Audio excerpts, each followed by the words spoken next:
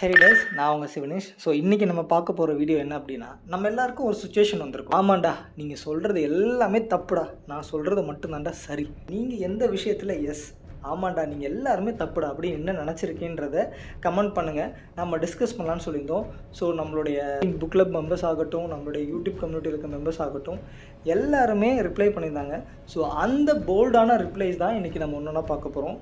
And ஒவ்வொரு ரிப்ளைஸும் slipper shot மாதிரி இருக்கும்.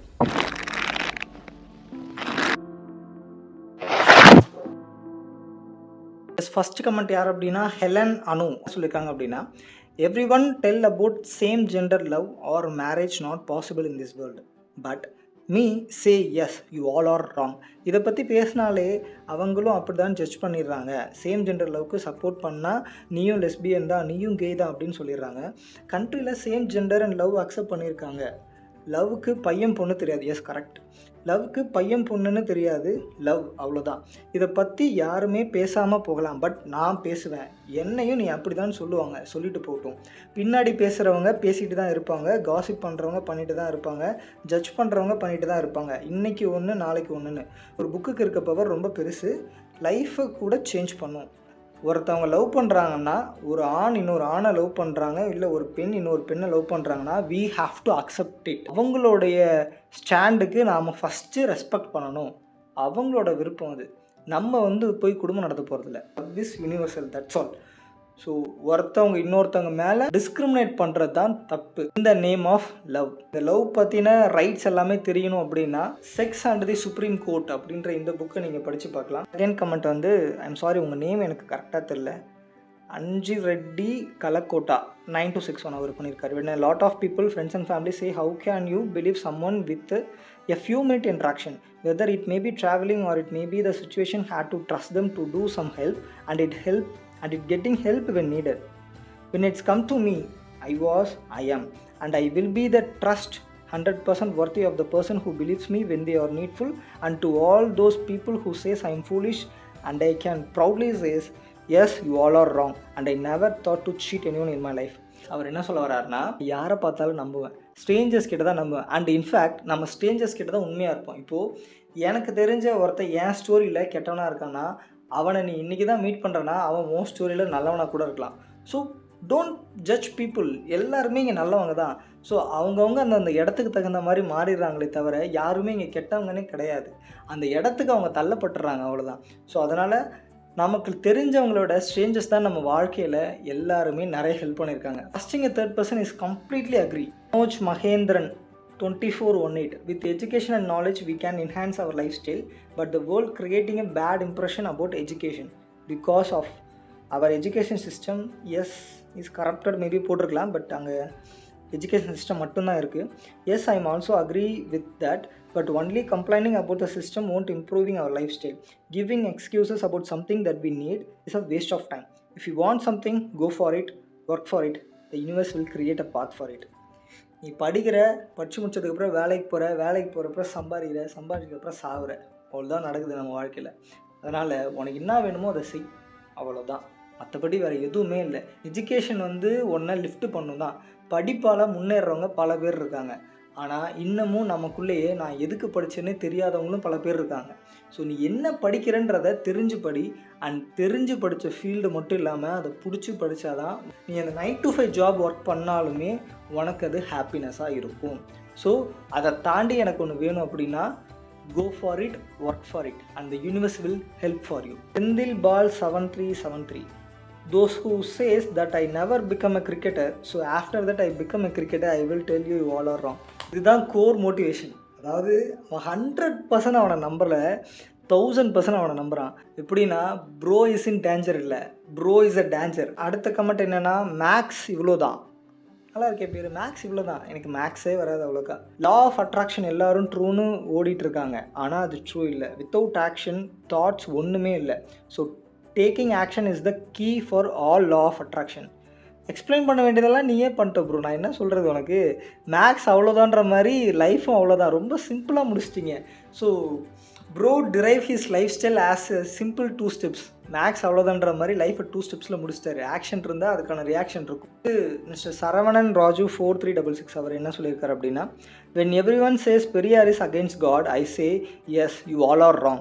Periyar not against God. Yeah, I completely agree with this. He is against caste discrimination, against God preachers who separated caste based on their gods. If your God makes my people separated, then I say there is no God. இதைத்தான் நானும் சொல்கிறேன், ஒரு ரூபாயை கேட்க மாட்டேறான். அதாவது பெரியார் வந்து என்றைக்குமே கடவுள் இல்லைன்னு சொல்லவே கிடையாது.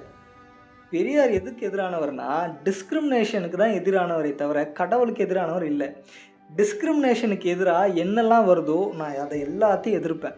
அப்படி எதிர்க்கிறப்ப தான் எனக்கு கடவுள் முன்னே வந்தால் அந்த கடவுளையும் நான் எதிர்ப்புன்னு எதிர்த்தாரு. வேற அடிக்கடி லாக் ஆகிருக்கு. கீர்த்தனா படிச்சா ஃப்யூச்சர் நல்லா இருக்கும்னு எல்லாரும் சொல்லுவாங்க, அதை நான் அப்போஸ் பண்ணுவேன். நல்லது நினச்சா நல்லதே நடக்கும்னு சொல்லுவாங்க. I can say yes, you all are wrong. நானும் ஒத்துக்கிறேம்மா, படித்தா ஃப்யூச்சர் நல்லா இருக்குன்னு சொல்லுவாங்க. பட் நம்ம என்ன படிக்கிறோன்றது தெரிஞ்சு படிக்கணும். ஒரு சில பேர் நமக்கு சொல்லுவாங்க, இது படித்தா இந்த ஃப்யூச்சர் இருக்குது, இந்த கோர்ஸ் எடுத்தால் இந்த ஃப்யூச்சர் இருக்குதுன்னு சொல்லுவாங்க. அண்ட் மேபி நீங்கள் படித்து முடிச்சதுக்கப்புறம் அந்த ஃப்யூச்சர் இல்லாமல் போகனாலும் நீங்கள் படித்ததை வச்சு உங்களுக்கான பிரெட் அண்ட் பட்டரை நீங்கள் தான் தேடிக்கணும். ஸோ அதுக்கு தான் நீங்கள் தள்ளப்படுறீங்க.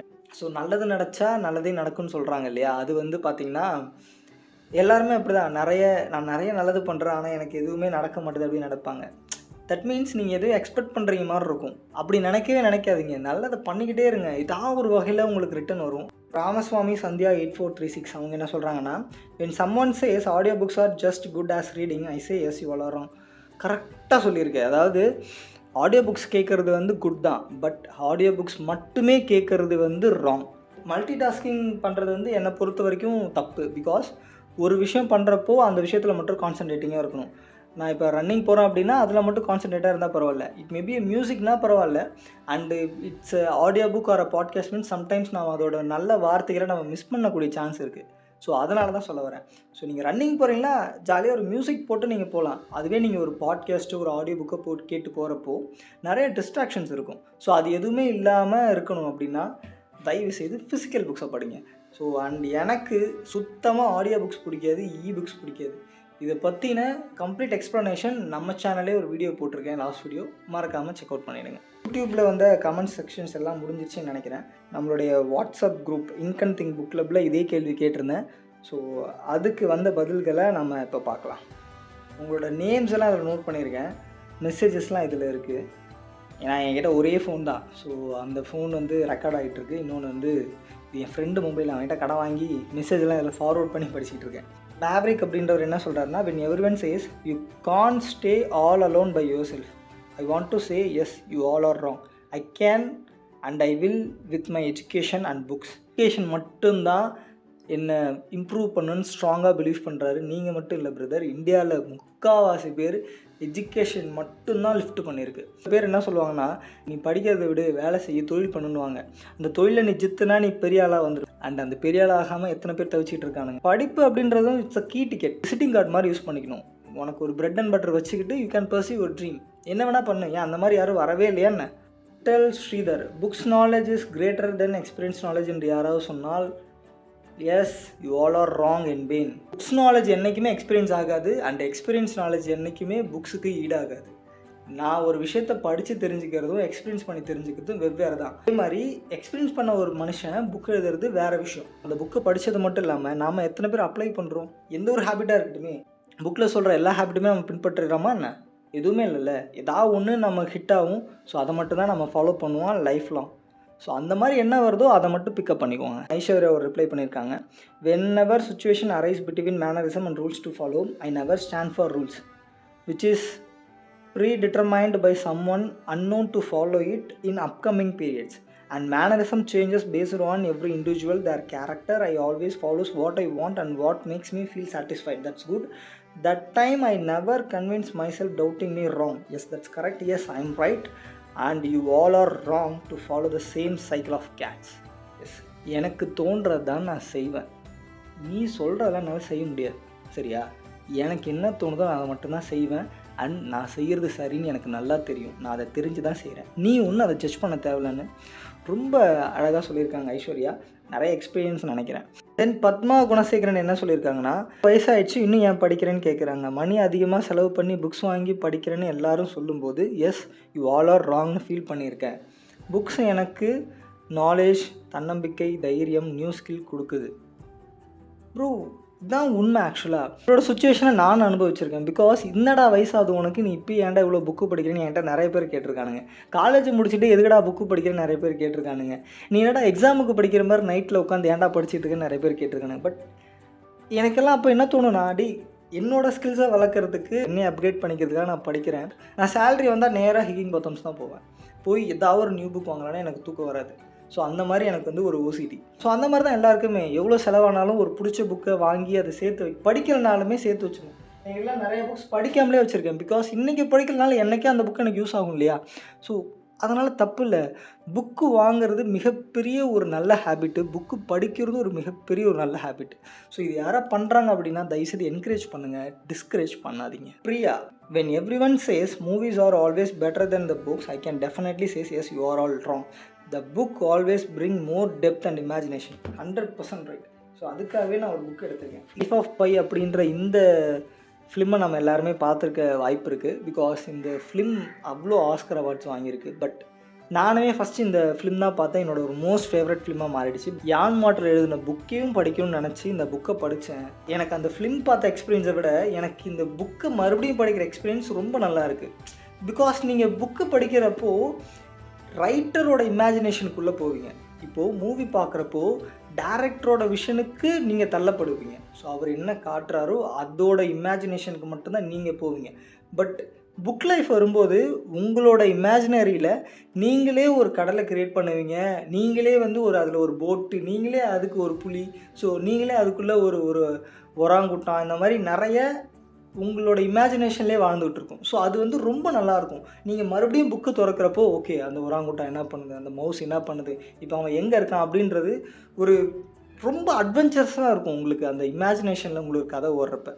ஸோ அதை சத்தியமாக எந்த மூவிஸும் மேட்ச் பண்ணவே பண்ணாது. 1000% சொல்லுவேன். எப்பயுமே மூவிஸை விட புக்ஸ் தான் பெஸ்ட்டு. தென் பிகாசோ அப்படின்னு பேர் இருக்குது. அவர் என்ன சொல்லியிருக்காரு அப்படின்னா, அந்நிய செலவாணி ஈட்டாமல் உள்நாட்டு உற்பத்தியை அதிகரித்தால் போதும், நம் நாட்டு பொருளாதார சுதந்திரம் அடைந்துவிடும் என்று கூறினால் நான் சொல்வேன் you are all wrong. So இதில் எனக்கு அவ்வளோ டெப்த் நாலேஜ் இல்லை. ஸோ ஏன் அவர் இது எப்படி சொல்கிறார் அப்படின்னு எக்கனாமிக் எக்ஸ்பர்ட்ஸ் யாராவது இந்த வீடியோவை பார்த்துட்டு இருக்கீங்க அப்படின்னா அதுக்கு கமெண்ட் பண்ணுங்கள். அன்புமணி அப்படின்ற ஒரு ரிப்ளை பண்ணியிருக்காரு. when everyone says by reading motivation books will change you better, I can confidently say yes, you all are wrong. It helps you only feel better.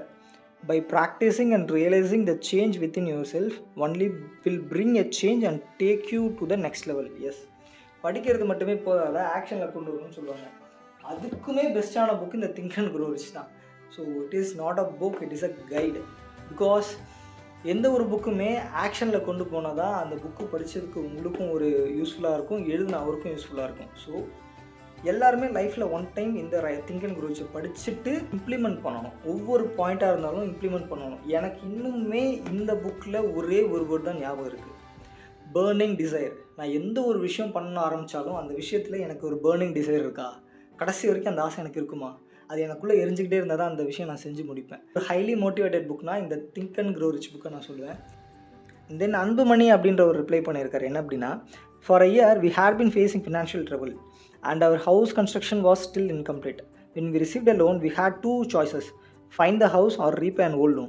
I told my mother that clearing the debt was save us from future struggles. She calmly replied, but how will we find the house? Everyone supported her, but I believed paying off the loan was the right choice. And that moment I thought they all are wrong. Then time proved I was wrong. Bro is the 100% motivation. Loan உங்களுக்கு கிடைக்குது, அந்த லோனை வச்சு நீங்கள் பழைய கடன் அடைப்பீங்களா இல்லை கட்டி முடிக்காத வீட்டை கட்டுவீங்களா?